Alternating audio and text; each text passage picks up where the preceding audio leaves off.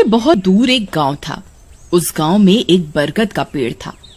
उस पेड़ पर एक झूला लटका हुआ था, लेकिन कोई भी गांव वाला उस झूले पर बैठने की हिम्मत नहीं करता था। एक दिन घसीटा और उसकी पत्नी निर्मला सो रहे होते हैं। तभी उन्हें खिड़की से किसी के रोने की आवाज आती है। इस वजह से घसीटा की नींद खुल जाती है। अरे ये कौन है? हे भगवान, लगता है ये आवाज उसी बरगद के पेड़ की तरफ से आ रही है। अरे निर्मला, जल्दी उठो, देखो ना, आज फिर से वही रोने की आवाज आ रही है। हे भगवान, ये रोने की आवाज तो उसी झूले की तरफ से आ रही है।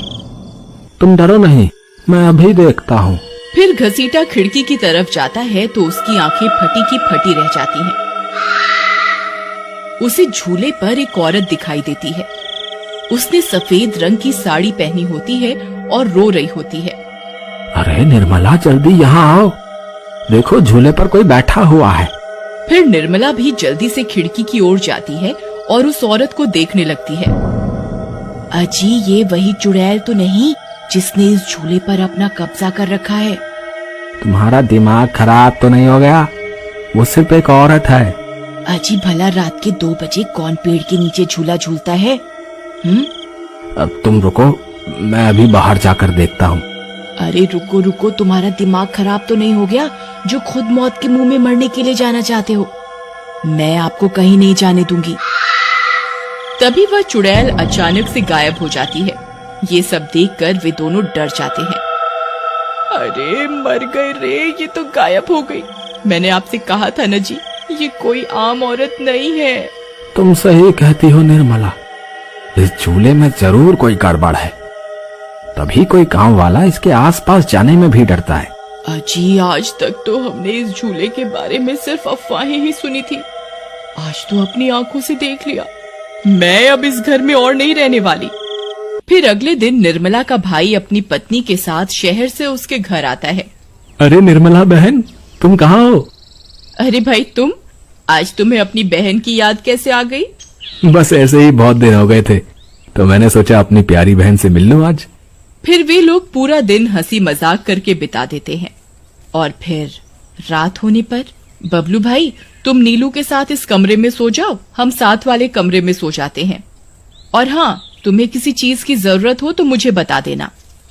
फिर इतना बोलकर निर्मला अपने कमरे में सोने के लिए चली जाती है। फिर कुछ देर के बाद नीलू की नजर खिड़की के बाहर उस झूले पर पड़ती है। अजी, इधर आइए, वो देखिए, वो पेड़ के नीचे एक झूला लगा हुआ है। हमारे शहर में तो ऐसा कहीं देखने को नहीं मिलता। चलिए ना, मेरा बहुत मन है झूला झूलने का। चलिए ना। अरे रुको रुको, अभी तो रात हो गई है, सुबह होते ही झूल लेना, अभी सो जाओ। फिर इतना बोलकर बबलू सोने चला जाता है, लेकिन नीलू उसी झूले को देखती रहती है। अजी सुनिए ना, चलिए ना, मेरा बहुत मन है। लेकिन बबलू नीलू की बात को अनसुना कर देता है और सो जाता है। फिर नीलू सोचती है, अरे ये झूला तो एकदम घर के पीछे ही है, मैं खुद ही चली जाती हूँ। फिर इतना सोचकर नीलू घर से अकेले ही निकल पड़ती है और सीधा उस झूले के पास पहुंच जाती है। अरे वाह, जैसा मैंने सोचा था ये तो बिल्कुल वैसा ही निकला। आज तो मजा ही आ गया। फिर नीलू उस झूले पर बैठ जाती है और झूला झूलने लगती है और गाना गाने लगती है। पंछी बनूं उड़ती फिरूं मस्त गगन में, आज मैं आजाद हूँ दुनिया के चमन में।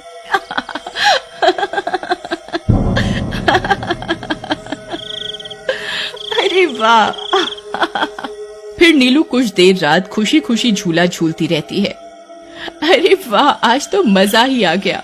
चलो अब घर चलती हूँ, अगर इनकी नींद खुल गई तो ये बहुत नाराज हो जाएंगे। फिर जैसे ही नीलू उस झूले से उतरने लगती है तो उसे महसूस होता है कि किसी ने उसे पकड़ कर रखा है और वो झूले से नीचे नहीं उतर पा रही। वो बहुत डर जाती है।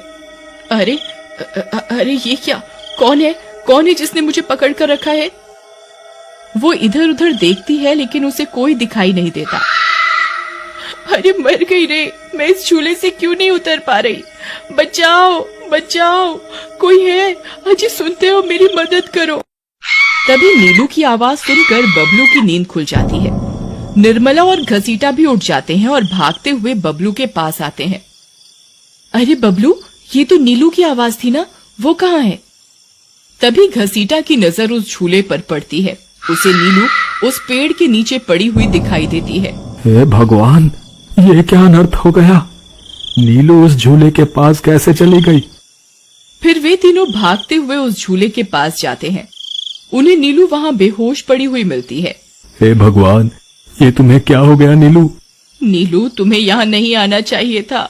हे भगवान, अब क्या होगा? फिर वे सब लोग वापस अपने घर आ जाते हैं और सुबह होने पर नीलू को होश आता है। नीलू, तुम ठीक तो हो ना? आज के बाद कभी उस झूले के पास नहीं जाना। उस झूले पर किसी चुड़ैल का साया है। ठीक है दीदी, मैं आज के बाद उस झूले के पास कभी नहीं जाऊंगी। फिर रात होने पर सब सो रहे होते हैं। तभी नीलू की नींद खुल जाती है। उसकी आंखें लाल हो जाती हैं और उसके पैर उल्टे हो जाते हैं और वो घर से निकलकर झूले की तरफ चल देती है और झूला झूलने लगती है।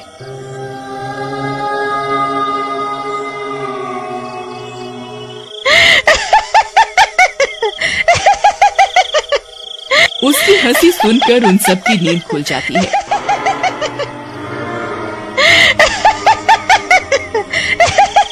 निर्मला और घसीटा भागते हुए बबलू के कमरे में आते हैं और नीलू को वहां ना पाकर परेशान हो जाते हैं। हे भगवान, अब ये नीलू कहाँ चली गई? फिर वे सब खिड़की से झांक कर देखते हैं तो उनकी आंखें फटी की फटी रह जाती हैं। नीलू झूला झूल रही होती है।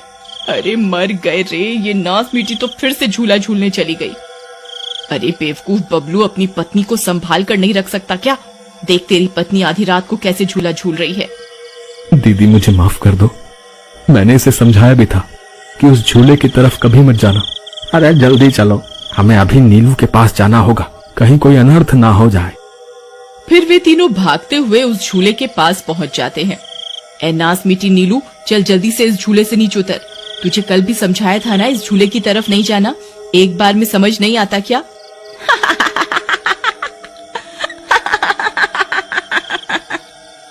जरा इसके पैरों की तरफ तो देखो।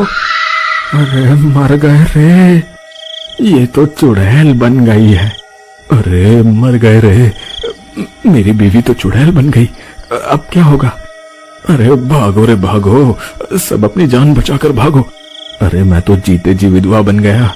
अरे मेरी बीवी तो चुड़ैल बन गई। फिर वे तीनों वहाँ से भाग जाते हैं। तभी उन्हें रास्ते में कुछ गांव वाले मिलते हैं। अरे घसीटा भाई, क्या हुआ? इतनी रात गए कहाँ भागे जा रहे हो? अरे भाई, इसकी पत्नी नीलू शहर से आई थी और रात को वो बरगद के पेड़ के नीचे बंधे झूले पर झूला झूलने चली गई। अब उस चुड़ैल ने उसके शरीर पर अपना कब्जा कर लिया है। हे भगवान, ये क्या अनर्थ हो गया? चलो हम सब मिलकर अभी वहाँ चलते हैं। फिर वे सब गांव वाले मिलकर वहाँ पहुँच जाते हैं। नीलू अभी भी झूला झूल रही होती है। ए चुड़ैल, बस बहुत हो गया। तूने हम गांव वालों को बहुत परेशान किया है। तेरी वजह से कोई भी रात को इस रास्ते से गुजरने की हिम्मत नहीं करता था। लेकिन बस आज तेरा खेल खत्म करके ही रहेंगे। चलो भाइयों, आज इस चुड़ैल को जिंदा नहीं छोड़ना बता रहे हैं। भाइयों, हमें इस झूले को इस पेड़ से काट कर अलग करना होगा। फिर कुछ गांव वाले खंजर से झूले की रस्सी तोड़ देते हैं। झूला टूटते ही नीलू नीचे गिर जाती है और चुड़ैल गुस्से में नीलू के शरीर से बाहर निकल जाती है। हे गांव वालों, ये तुमने सही नहीं किया, अब तुम सब मरोगे। भाई जल्दी से इस झूले में आग लगा दो, हो सकता है इस झूले के जलने से ये चुड़ैल भी मर जाए। तभी एक गांव वाला उस झूले को आग के हवाले कर देता है। उस झूले में आग लगते ही वह चुड़ैल भी तड़पने लगती है और कुछ ही देर में वो भी जलने लगती है। मैं किसी को जिंदा नहीं छोड़ूंगी। अरे अरे मर गई रे। गांव वालों, मैं तुम्हें जिंदा नहीं छोड़ूंगी। मैं वापस आऊंगी। फिर देखते ही देखते चुड़ैल जलकर राख हो जाती है और गांव वालों को उस